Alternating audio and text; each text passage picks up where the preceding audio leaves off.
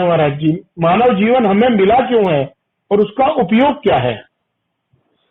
अरे भाई, जितनी योनियां हैं, सूकर कुकर, यहाँ तक कि हाथी घोड़ा गाय इत्यादि की भी जितनी योनियां हैं संसार में, वो सारी की सारी योनियां मात्र भोग योनियां हैं। प्रारब्ध लेकर के आई हैं, प्रारब्ध भोग करके चली जाएंगी। वो अपने आत्म कल्याण के लिए कुछ नहीं कर सकती, और उनका जो है अग्रिम जन्म भी परमात्मा के द्वारा कर्मानुसार निर्धारित है। लेकिन एकमात्र मानव योनि ही ऐसी है जो कि प्रारब्ध भोगने, प्रारब्ध तो इसके साथ है ही, जितना भी सुख दुख होना है वो इसके निर्धारित है। हानि लाभ जीवन मरण जस अपजस इत्यादि, वो तो इसके साथ होना ही होना है। इसके साथ वैशिष्ट इसका ये है कि ये चाहे तो स्वर्ग नरक अपवर्ग निश्रेणी, मानव जीवन बंधा हुआ नहीं है, खुला है। ये अपने कर्मों के द्वारा नरक में भी जा सकता है, अपने स्वर्ग जाने वाले कर्म करेगा तो स्वर्ग जाएगा, और महाराज इससे ऊपर भगवान की भक्ति प्राप्त कर सकता है, भगवत धाम प्राप्त कर सकता है, कैवल्य मुक्ति प्राप्त कर सकता है। इन सब बातों में सर्वतंत्र स्वतंत्र अगर कोई योनि है तो मानव योनि है। यही मानव योनि का सबसे बड़ा वैशिष्ट्य है, यही इसकी विशेषता है। और ये विशेषता भगवान ने इसीलिए दिया है कि 84 लाख योनियों में इसने इतने कष्ट भोगे हैं, अब तो ये कम से कम हमारे पास आ जाए। अर्थात इसमें भगवान की करुणा है।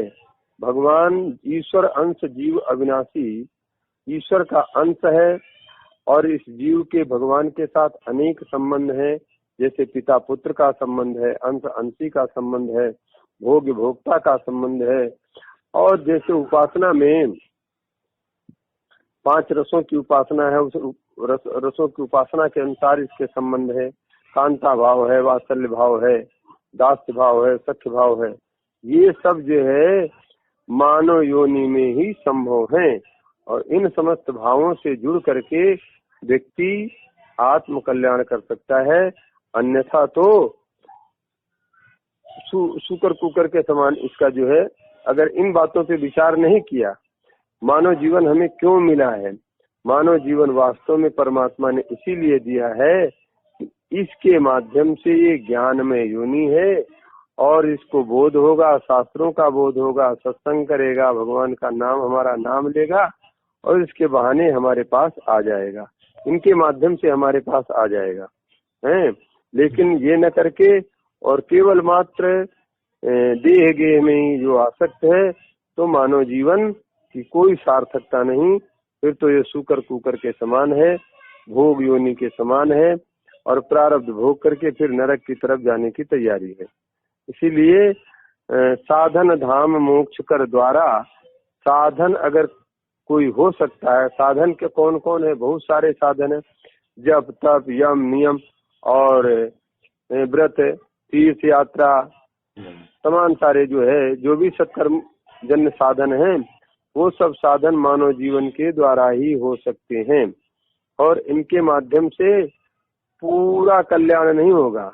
पूरा कल्याण तो पूरे परमात्मा के पूरी तरह से शरणागत होने पर ही संभव है। जब तक हम परमात्मा के पूर्णतया शरणागत नहीं होंगे, तब तक बात बनने वाली नहीं है। इसलिए मानव जीवन का परम लक्ष्य है पूर्णतया सर्वतोभावेन भगवान का शरणागत हो जाए। जैसा कि कहा गया है श्रीमद् भागवत महापुराण में, देवर्षि भूतात्मनाम पितॄणाम न किंकरो नायम ऋणी च राजन सर्वात्मनाया सर्वम शरण्यम। जो सर्वतो भावेन शरण्य भगवान के शरण हो गया, वो फिर किसी का ऋणी नहीं होता है। वैसे तो प्रत्येक व्यक्ति 3 ऋणों से युक्त होकर के आता है, और वो तीनों ऋण समाप्त हो जाते हैं जब पूर्णतः भगवान की शरणागत हो जाता है।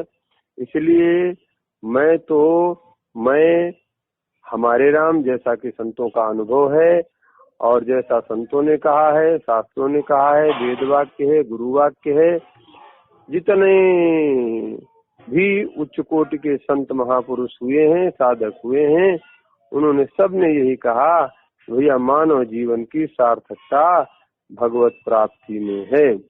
अब वो चाहे परोक्षानुभूति हो चाहे प्रत्यक्षानुभूति हो, ये न केन प्रकारेण भगवान की सन्निधि में जाना है। परोक्षानुभूति कहते हैं शास्त्र ज्ञान, और प्रत्यक्षानुभूति कहते हैं शास्त्र से जो ज्ञान हुआ है उसका प्रत्यक्षीकरण। नीलांबुज श्यामल, एक संत जो है बहुत बढ़िया वेदांती थे, वो एक छोटी सी कथा सुनाते थे, वह भाव गर्भित है। उसका अभिप्राय ये है, वो कहते परमात्मा की खोज में चले बौद्ध लोग, तो उन्होंने कहा शून्यम सर्वम खल शून्यम, कुछ नहीं है, शून्य है, शून्यवाद उनका चला। जैनी लोग आए तो उन्होंने वो खोजते खोजते और परमात्मा के थोड़ा नजदीक गए तो उनको झलक लगी, तो उन्होंने कहा अस्ति नास्ति। जैसे कोई एक आदमी गया, वो जो है वहां तक पहुंचा नहीं, दूर ही रहा परमात्मा से, तो उसने कहा कुछ नहीं है, हैं? एक आदमी और खोजते खोजते पहुंच गया, थोड़ा और नजदीक पहुंचा, उसका लगा कुछ है, कुछ नहीं है, तो संदेहास्पद स्थिति उसकी हो गई, अस्ति नास्ति वाद चला है। और फिर महाराज हमारे शंकराचार्य जी